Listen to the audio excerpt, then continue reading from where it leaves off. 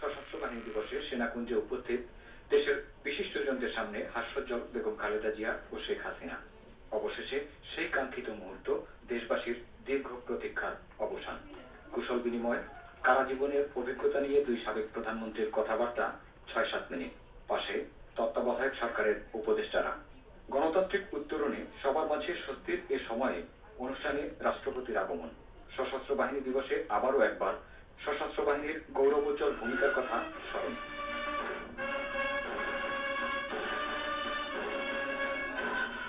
সশস্ত্র বাহিনীকে একবিংশ শতাব্দীর চ্যালেঞ্জ মোকাবেলায় সক্ষম করে তোলার জন্য সরকার ব্যাপক পরিকল্পনা ও কর্মসূচি গ্রহণ করেছে।